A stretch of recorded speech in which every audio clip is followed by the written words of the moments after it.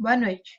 É uma honra apresentar o nosso TCC ao professor Jailson Vitale, ao professor Lucas Leal e à nossa querida orientadora, a professora Rúbia Caus. O nosso TCC é uma revisão de literatura sobre tratamento de lesão periapical aguda. O nosso trabalho é composto por Jéssica Amanda, Poliane Pessim e Natécia Nolasco.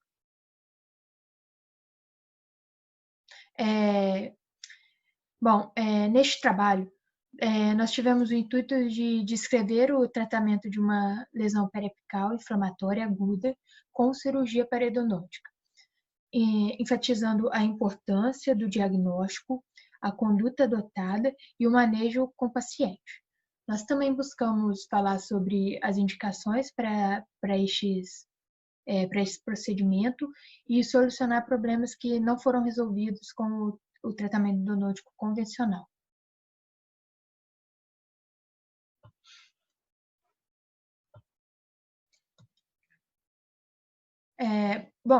A OMS ela dividiu os cistos odontogênicos em cistos de desenvolvimento inflamatórios e inflamatórios. Eles se caracterizam por uma cavidade patológica revestida por tecido epitelial, contendo em seu interior material líquido ou semissólido. Eles se originam a partir de uma infecção dos canais radiculares provenientes de cárie ou traumatismos, e que geram alterações pulpares. Sua pré-existência ela vem de um granuloma periapical ou por indução de restos epiteliais de Malassez. Os cistos periapicais inflamatórios, eles geralmente são notados através de exames de imagem de rotina ou quando eles atingem maiores dimensões. São assintomáticos quando crônicos e com crescimento lento, mas progressivo.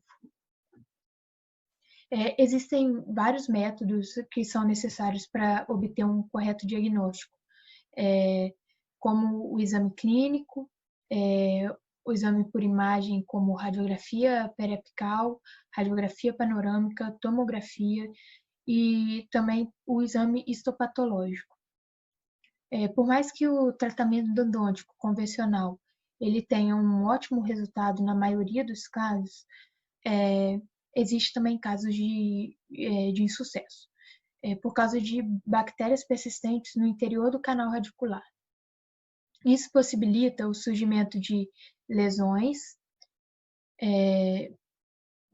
perirradiculares após a finalização do tratamento endodôntico convencional, sendo então priorizado o tratamento cirúrgico. Por causa disso, vai ocorrer a eliminação dos fatores etiológicos, no qual é realizada a amputação do ápice dentário e o preparo cavitário, e também a retroobturação do canal radicular.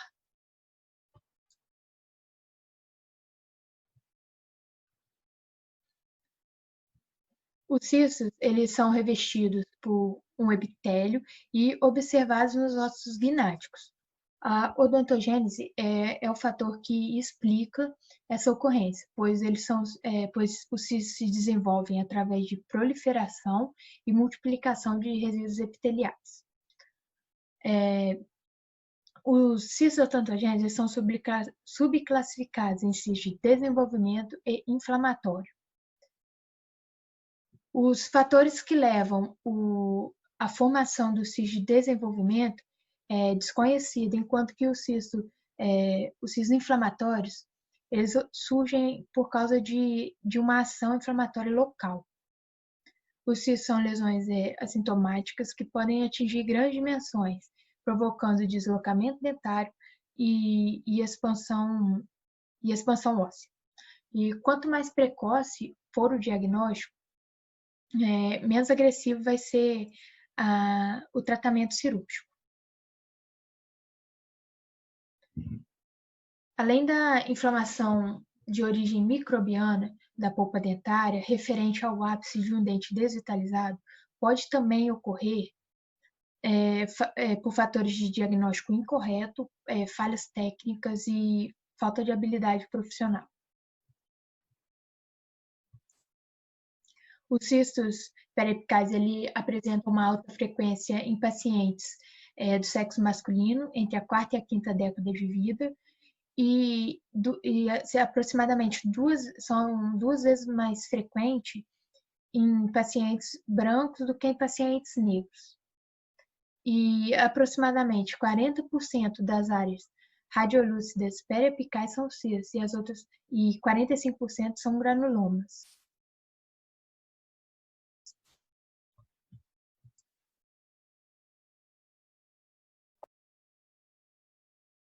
Bom, nos aspectos clínicos, as lesões periapicais agudas, elas se apresentam na maioria das vezes sintomática, de crescimento lento, porém progressivo. Caso essa lesão ela venha apresentar tamanho volumoso, pode-se observar inchaço e sensibilidade leve. E à medida que se expande, nota-se mobilidade nos dentes adjacentes.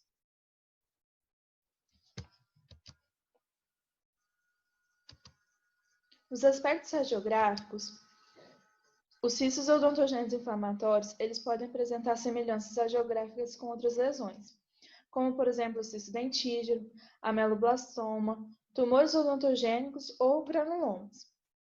Na imagem radiográfica ao lado, observamos uma área radiolúcida, circular ou oval, bem definida, associada ao ápice dentário. Observamos também a perda da lâmina dura, podendo ou não apresentar um halo de esclerose óssea. Deve-se levar em consideração o tamanho e a forma para o processo de diagnóstico. Nos aspectos histológicos, é realizado um exame histopatológico. É de extrema importância que se tenha uma boa amostra da lesão, visto que em pequenas secções pode não apresentar ela por inteiro e também não abranger toda a área epitelial. Na imagem ao lado, observamos um corte histológico de forma ilustrativa, mostrando as seguintes características. A cápsula cística, que irá conter em seu interior um conteúdo líquido ou semissólido. As células inflamatórias, constituídas por macrófagos, pequenos vasos sanguíneos e por um tecido conjuntivo fibroso. As células da camada basal, junto com o epitélio de revestimento, sendo o epitélio pavimentoso e epitélio estratificado. E aqui é uma região com material mineralizado.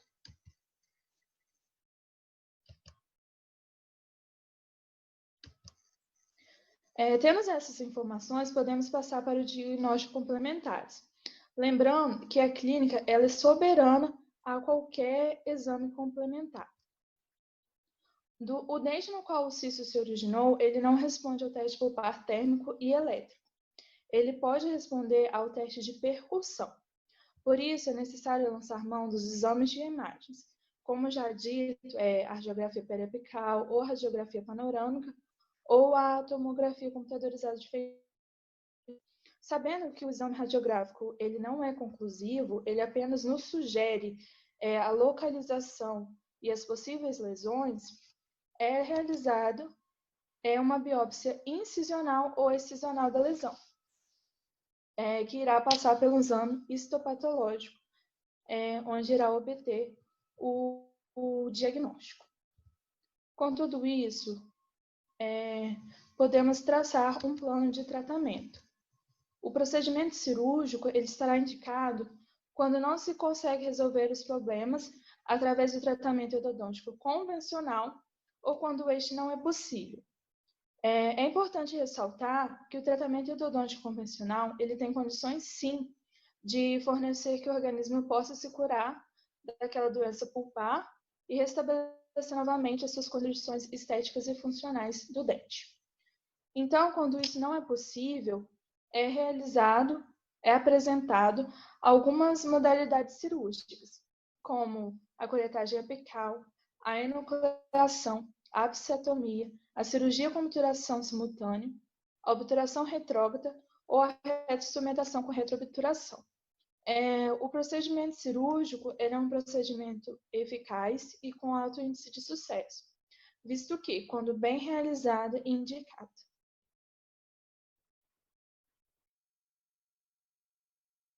Agora nós falaremos mais detalhadamente sobre as modalidades operatórias. Lembrando que em todas elas nós vamos contraindicar em casos em que houver raízes curtas, inacessibilidade cirúrgica ou perda óssea acentuada.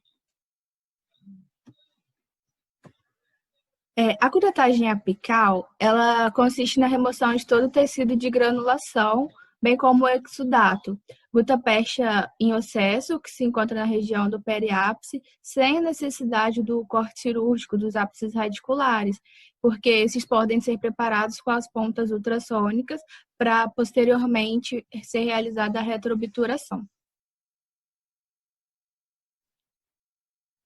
Já a enucleação, ela é um tipo de biópsia excisional e consiste no processo no qual a gente consegue a remoção total da lesão cística. E a vantagem dela é que a própria enucleação é a possibilidade da realização do exame histopatológico de todo o cisto, além do tratamento ser definitivo para a lesão. Na apsetomia, nós realizamos um corte cirúrgico da parte apical em 90 graus, com no máximo 3 milímetros de corte. E ela vai estar indicada para casos em que houver perfurações, instrumentos fraturados, degrau nos dentes com lesões apicais persistentes ao tratamento endodôntico convencional e remoção de delta apical. A gente contraindica ela principalmente em casos com canais deficientemente obturados.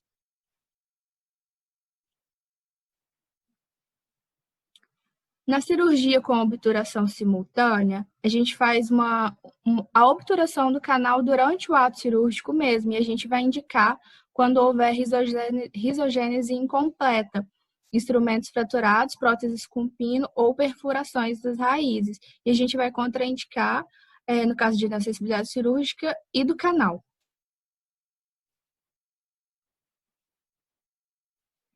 Na obturação retrógrada, a gente vai fazer o corte da raiz em forma de bisel, com preparo na luz do canal e a obturação. A gente vai indicar para casos de instrumentos fraturados, próteses com pinos, curvatura da raiz, canal calcificado, degrau em dentes que apresentam lesão apical, e a gente vai contraindicar, principalmente para quando houver raiz muito fina e a anatomia for complexa, muito curvado para palatina. Na retroinstrumentação com retroobturação, a gente vai fazer um acesso apical com a instrumentação e a retroobturação do canal. E a gente vai indicar para casos de instrumentos fraturados na região apical e dente com próteses suportadas por pino. E a gente vai contraindicar principalmente para quando houver canais atresiados.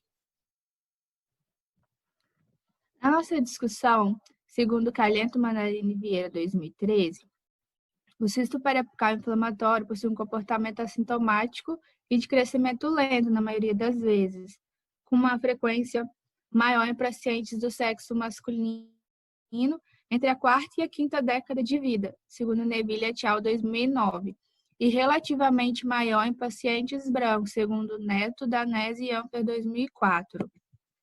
O surgimento do cisto se dá através de um processo inflamatório local, segundo Bregolin 2015, e eles são revestidos por um epitélio e observado nos ossos gnáticos, que se desenvolve através da proliferação e da multiplicação dos resíduos epiteliais, segundo Neville 2009.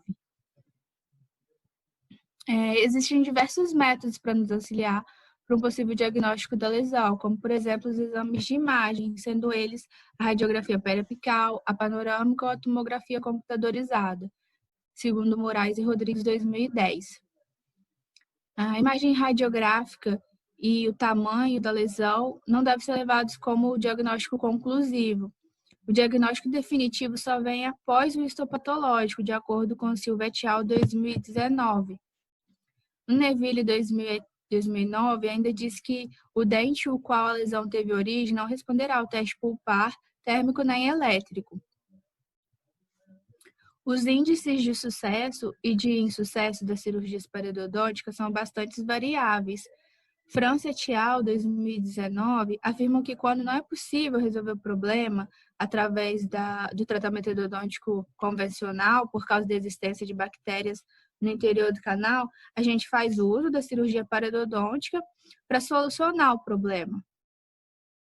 Xavier e Zambrano, 2001, eles ainda completam dizendo que para obter o sucesso e a eficácia é preciso ter conhecimento teórico e manual das técnicas operatórias, dentre elas a curetagem com alisamento, a apsetomia, com ou sem obturação retrógrada, a apsetomia com instrumentação e retroobturação, e a obturação do canal radicular simultânea ao ato cirúrgico. Guimarães et al., 2006, ressalta que o corte apical em 90 graus e o uso do ultrassom com ponta angulada permite a confecção da cavidade retrógrada com 3 milímetros de profundidade, removendo o extremo apical em todas as suas faces.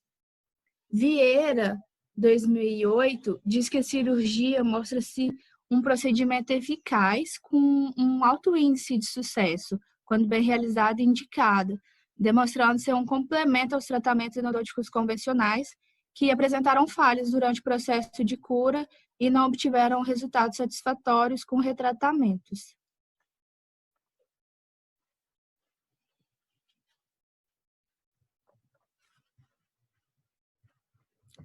O nosso trabalho foi uma revisão de literatura que abordou a cirurgia periodôntica como o tema principal. Nele, a gente esboçou tópicos importantes, como a elucidação dos cistos odontogênicos, as técnicas, as nomenclaturas e a importância dos exames de imagem, como a tomografia computadorizada, que é o padrão ouro da odontologia. A cirurgia periodôntica, ela tem se mostrado uma excelente opção de tratamento convencional conservador minimamente invasivo para elementos dentários com lesões periapicais crônicas, e a mesma é utilizada como artifício mesmo quando não é possível a remoção do agente etiológico por obturação endodôntica convencional. A gente pode lançar mão de qualquer técnica que já descrita anteriormente, desde que a mesma atinja o objetivo final. É imprescindível que realizamos uma boa anamnese e um planejamento clínico bem detalhado para o sucesso da cirurgia. Assim sendo, quando a remoção do agente causal é realizada por completo, associada à precisão e o conhecimento das técnicas, eles permitem uma maior probabilidade de neoformação óssea e, como consequência, a permanência do elemento dental na boca. Então, é como elucidamos na pirâmide mesmo. A base dela é a importância da anamnese e do planejamento, a remoção do agente causal pelo tratamento endodôntico convencional, e quando esse não é atingido, a gente então faz a indicação e a inserção da cirurgia periodôntica. Essas são as nossas referências. O nosso agradecimento mais especial à Rúbia, que foi a nossa orientadora, e aos mestres da banca Lucas e Jailson.